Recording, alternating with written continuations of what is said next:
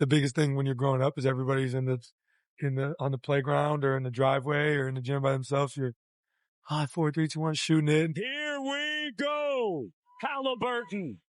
5 seconds. 4 seconds. Haliburton for the lead. And the Pacers are moving on. What a comeback in overtime. For me, I was always encouraged me just to have an imagination. 9 seconds. Haliburton steps back and hits. Tyrese Haliburton trying to take Cleveland's heart. Haliburton, he'll take it. He'll backpedal and go! He got it! The biggest thing for me is I already have the confidence to take the shot in the moment, but I have that confidence from my group. I think everybody's living and dying with it at that point. Haliburton driving, pulls up, jump shot. It's good! It's good! Tyrese Haliburton does it again! This group never gives up. We never believe that the game is over until it hits zero. And that's just the God honest truth. Let's get crunchy! What's wrong with you? Tyrese Haliburton, Captain Clutch this postseason with 4 game-tying or go-ahead field goals in the final 2 seconds of the fourth quarter or overtime. The most in the last 20 seasons. Better, or I should say more than LeBron, more than Kobe. Remarkable. Here is Tyrese Haliburton at the podium back in Oklahoma City getting set for game 2. What else does he have up his sleeve? You talked about hearing some of the doubt over the last summer. It kind of continues a pattern of your career, right? Where you've talked about being, I think your phrase was no-star recruit, 12th in the draft. Sacramento traded you, all these things. Taking the broad view, what do you think it is about your game, specifically the way you play, that has made people underrate it at times, even as you've continued to climb levels? Like, what about your approach to the game makes it easy to miss what you're doing at times? Yeah, I think it's a good question. I think it's unorthodox. That's a word that can be easily used. Right? My jumper, the way it looks, that's always been criticized coming into the NBA. I think that was honestly a big part of it. And I think sometimes I have an effect on the game that isn't necessarily the gaudy box score numbers. And so the way our game is now, the way the game is digested by fans sometimes, I think it's a lot of box score watchers. And so if my box score doesn't look the way that it's supposed to, I think that can be a part of it as well. So I don't necessarily know the answer, but I know that it's probably not going to stop anytime soon. So, yeah, it's just part of it. Again, Joe, second row. Hey, Ty. Like the crew neck, by the way. Appreciate it. So you guys won the first 2 games in Cleveland. You won the first 2 games in New York. Just did it, one game won the other night. How hard is it to do that? Is there a commonality between all these road victories you guys are picking up? And then for the other side, it's really hard if you're a home team in a playoff series to lose the first 2 and come back and win the series. So are you aware of all that in addition to speaking of how difficult it is to do what you've done so far? Yeah. Definitely aware, right? But I think winning on the road is hard. Winning an NBA game is hard in general, and especially a playoff game, and let alone a finals game, right? It's not easy. But I think you're just trying to be as present as you can. Like that's the biggest thing, and that's the biggest thing we've talked about as a group is this journey is going to be whatever it is, 18, 19 days until, if there's a game 7.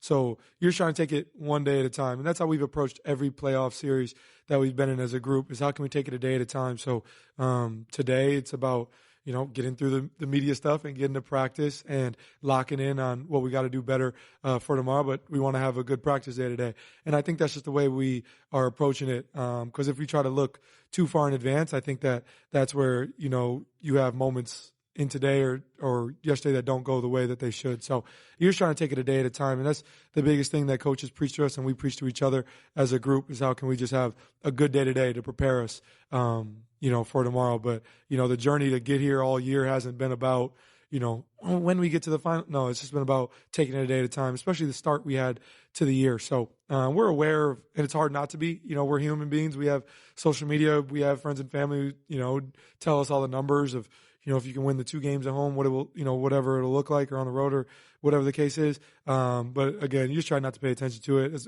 as best as you can, and don't let human nature creep in. Just try to take it a day at a time. Mark Spears on the far right. Yeah, Mark Spears, ESPN Landscape. 2 things. One, you mentioned the social media stuff, but some of your stuff is pretty funny. Is there anything that you saw that kind of tickled you? And then 2, I did want to ask you if you could reflect back on your courtship of Pascal and kind of like, hey, you're going to be here kind of mentality with it. Yeah. First question. Yeah, I see a fair share of the absurd things that are on social media. Get a good laugh out of certain things. I think that's just a part of NBA Twitter in general. It's pretty funny stuff. And then as far as stuff with Pascal, yeah, I can recall everything about getting him here. We were in Atlanta, had a pretty great conversation with him while I was at a dinner. I stepped aside. We talked on the phone for like an hour. I just wanted to have a conversation with him. Hey, is this something that you actually want to do? Do you want to be here? Because I think that the guys who have been a part of the nucleus of this group, we cherish this. We cherish this organization and what we've been able to build here. When you think every team to ultimately get to, win a championship or play at a high level, right? There's going to be a trade that happens, or you bring in somebody from the outside to come and be a part of it.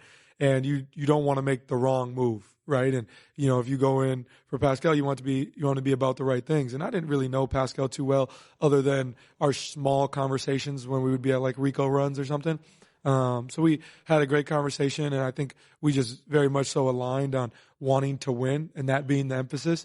Obviously, I told him that, hey, I think that, we could really play well together. I think I can get you the ball in space and allow you to do what you do. And, he appreciated there's many things that he could do to help me succeed. And we had, many conversations about it.